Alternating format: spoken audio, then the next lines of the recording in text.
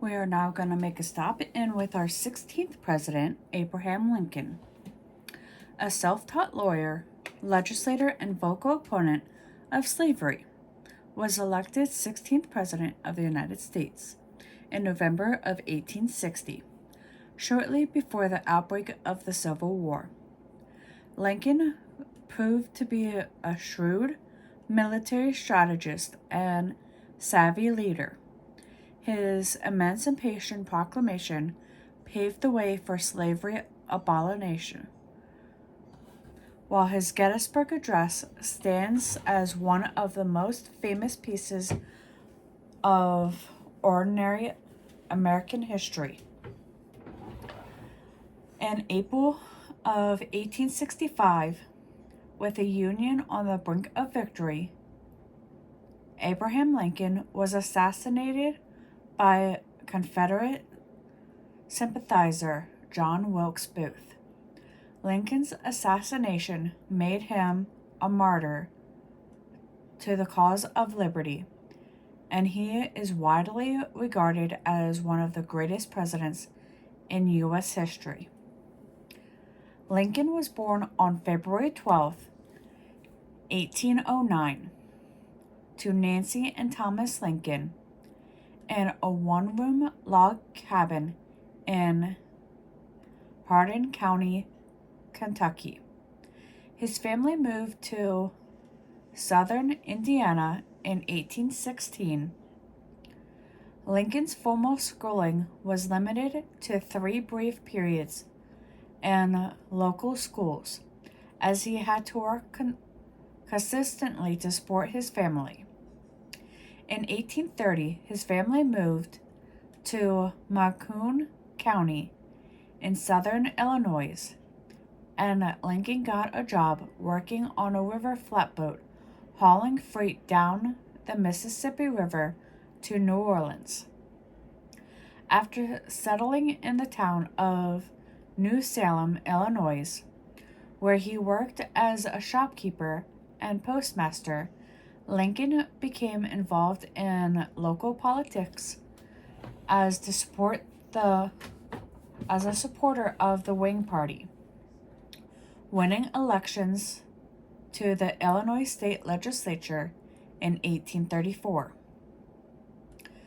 Like his Whig heroes, Henry Clay and Daniel Webster, Lincoln opposed the spread of slavery to the territories that had a grand vision of expanding the United States, with a focus on commerce and cities rather than agriculture.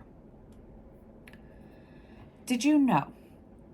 The war years were difficult for Abraham Lincoln and his family. After his young son Willie passed of typhoid fever in 1862, the emotional, fragile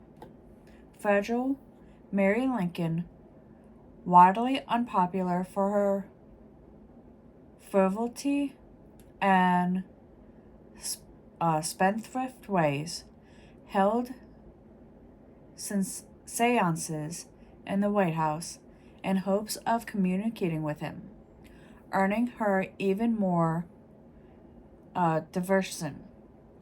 Lincoln taught himself law, passing the bar examination in 1836. The following year, he moved to the newly named state capital of Springfield. For the next few years, he worked there as a lawyer and served clients ranging from individual residents of small towns to national railroad lines. He met Mary Todd, a well-to-do Kentucky belle, with many suitors, including Lincoln's future political rival, Stephen Douglas, and they married in 1842. The Lincolns went on to have 4 children together, though only one would live into adulthood, Robert Todd Lincoln, whose life spanned from 1843 to 1926.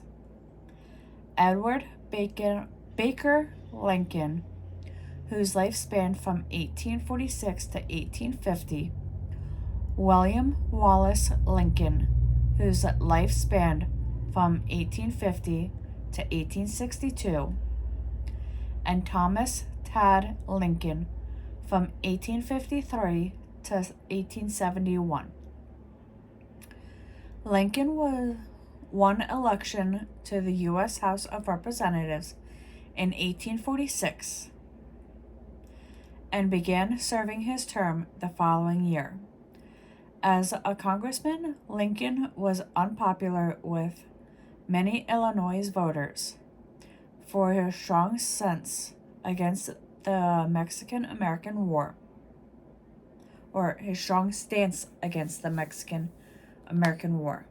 Promising not to seek re-election, he returned to Springfield in 1849. Events conspired to push him back into national politics, however. Douglas, a leading Democrat in Congress, had pushed through the passage of the Kansas-Nebraska Act of 1854, which declared that the voters of each territory, rather than the federal government, had the right to decide whether the territory should be slave or free. On October 16th, 1854, Lincoln went before a large crowd in Peoria to debate the merits of the Kansas-Nebraska Act, with Douglas denouncing slavery and its extension, calling the Institute of Violence of the most basic tenets of the Declaration of Independence.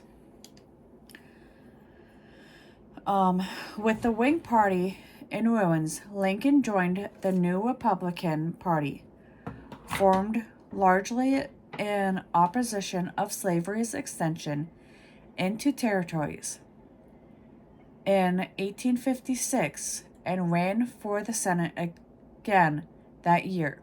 He had campaigned unsuccessfully for the seat in 1855 as well. In June, Lincoln delivered his now famous House Divided speech, in which he quoted from the Gospel to illustrate that this government cannot endure permanently half slaved and half free. And what they mean by the house divided is the house divided shall not stand. I forget exactly how it goes. I will look that up and I will do the House Divided speech and the Gettysburg Address speech.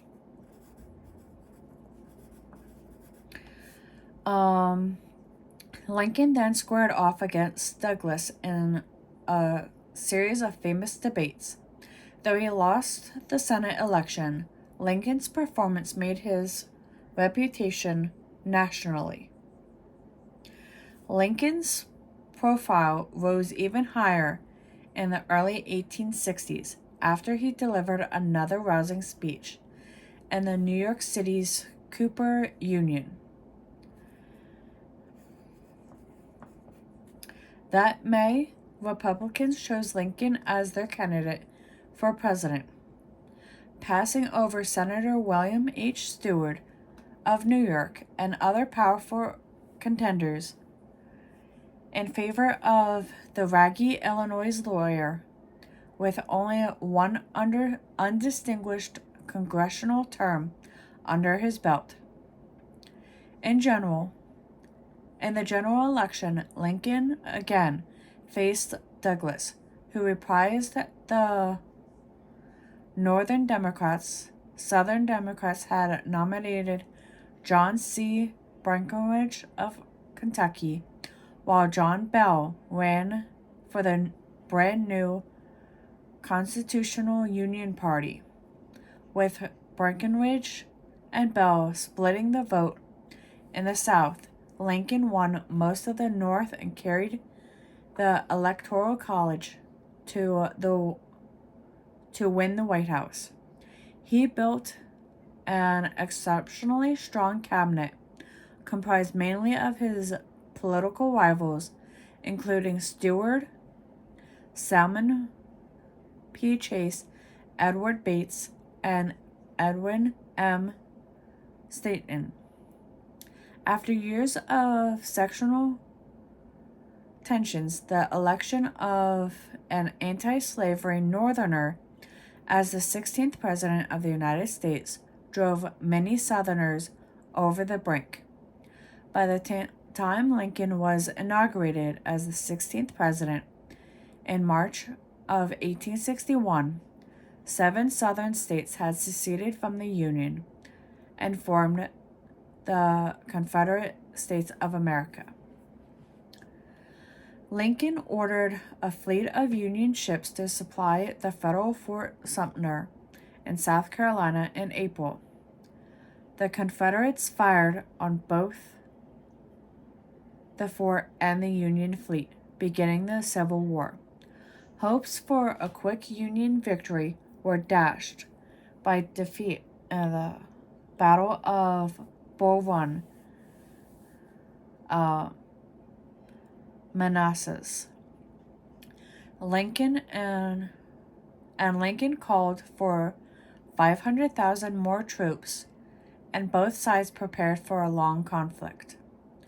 While the Confederate leader Jefferson Davis was a West Point graduate, Mexican war hero, and former Secretary of War, Lincoln had only a brief and undistinguished period of service in the Black Hawk War in 1832. To his credit, he surpassed many when he proved to be a capable wartime leader, learning quickly about strategy and tactics in the early years of the Civil War, and about choosing the ablest commanders. General George McClellan, though beloved by his troops, continually frustrated Lincoln with his reluctance to advance. And when McClellan failed to pursue Robert E. Lee retreating Confederate army in the aftermath of Union victory at Antietam in September of 1862, Lincoln removed him from command. During the war, Lincoln drew criticism for suspending some civil liberties, including the right of habeas corpus, but he considered such measures necessary to win the war.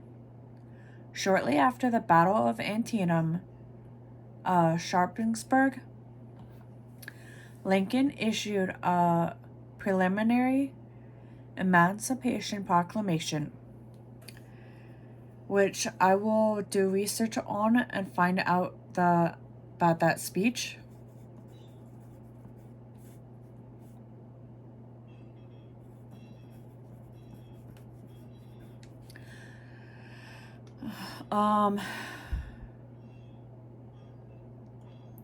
Which took effect on January 1st of 1863 and freed all of enslaved people in the rebellion states not under federal control, but left those in the border states loyal to the Union in bondage. Though Lincoln once maintained that his paramount object in this struggle to save the Union and is not either to save or destroy slavery, he nonetheless came to regard emancipation as one of his greatest achievements, and would argue for the passage of a Continental Amendment outlawing slavery, eventually passed as the 13th Amendment after his death in 1865. two important Union victories in July of 1863 at Vikingsburg, Mississippi, and the Battle of Gettysburg in Pennsylvania finally turned the tide of war. General George Meade missed the opportunity to deliver a final blow against Lee's army at Gettysburg, and Lincoln would turn up early in 1864 to the victor at Vicksburg, where Ulysses S. Grant, a supreme commander of the Union forces,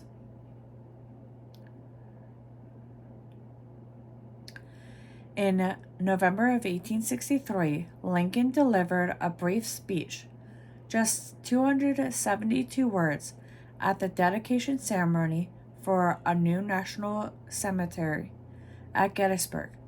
Published widely, the Gettysburg Address eloquently expressed the war's purpose, harking back at the Founding Fathers, the Declaration of Independence, and the pursuit of human equality, became the most famous speech of Lincoln's presidency and one of the most widely quoted speeches in history.